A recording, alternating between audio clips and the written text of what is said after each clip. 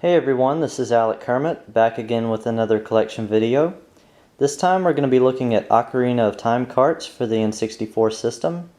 And in front of me here I have a total of 10 carts, and they're all from around the world, and they're all completely different from each other in one way or another. And I think it's really amazing that this game had such widespread appeal and demand that it would have at least 10 variations of itself around the globe. So I'm going to go through and just show you each one and talk a little bit about them, and hopefully this will be fun and educational.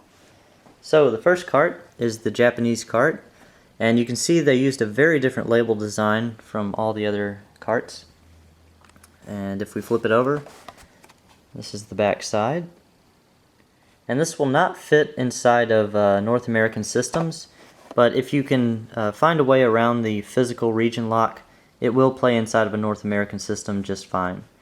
And these are very widespread common within the country of Japan. Next we have the North American not for resale cart.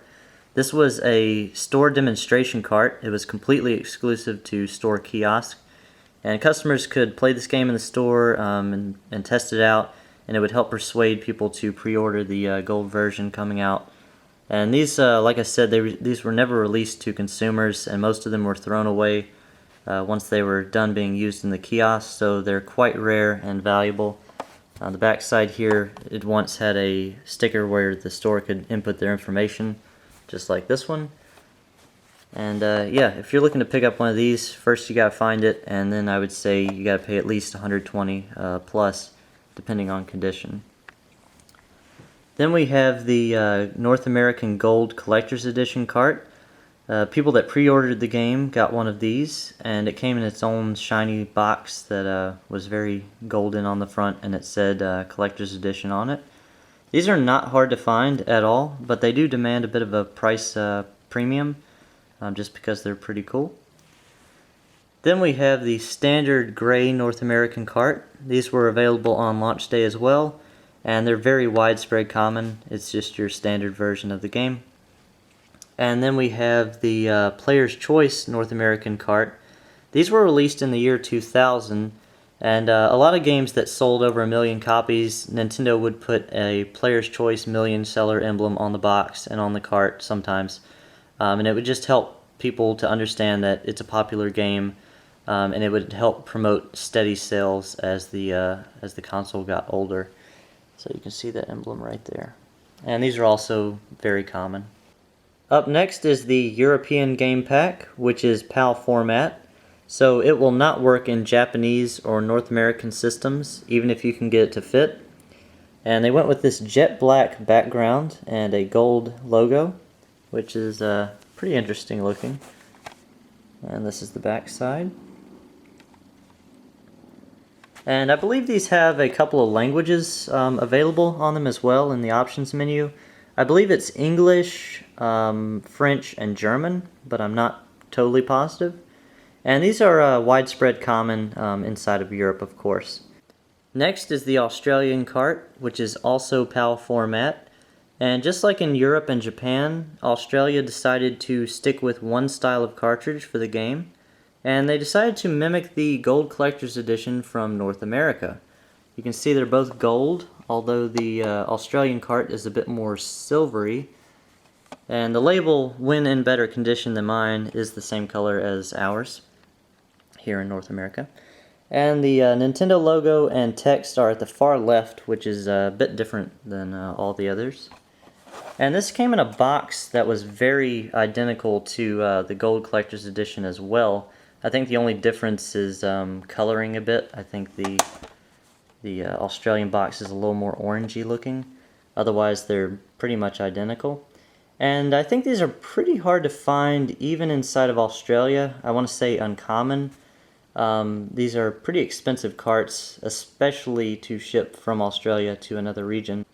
We start to get a bit more obscure with these next three.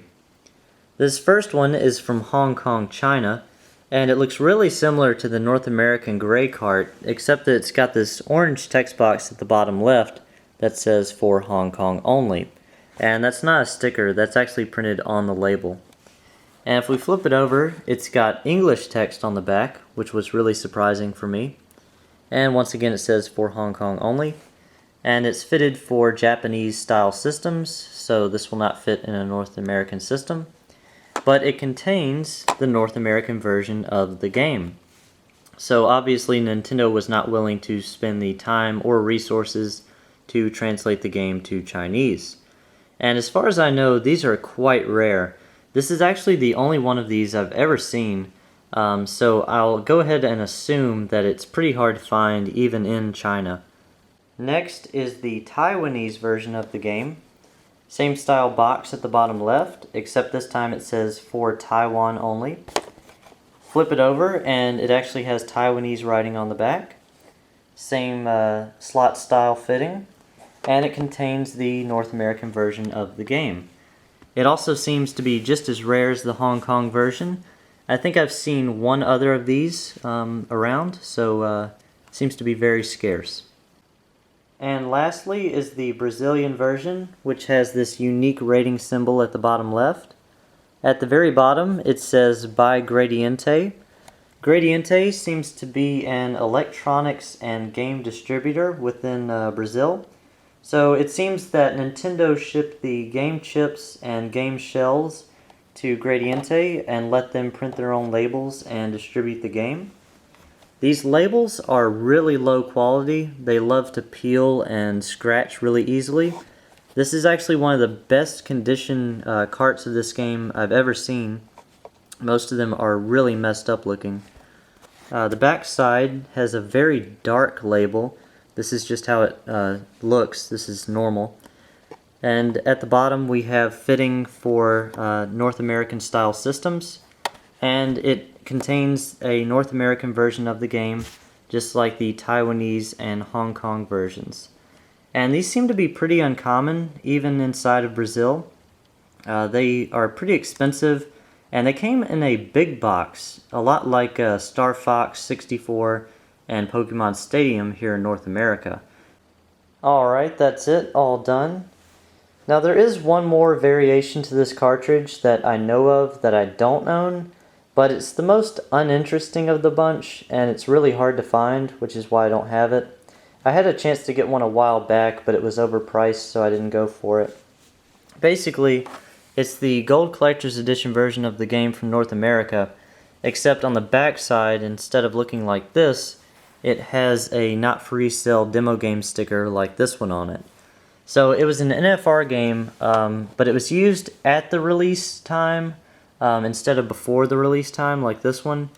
So it's not quite as special, but it's really hard to find. So if any of you guys come by one of those at any point, or you own one, let me know and I will make you a deal to get it. Because of course I would like to have all 11 known variations to this game versus 10 out of 11. So yeah, there are 11 total that I know of at the moment, until some Sri Lankan version or Scandinavian version pops up.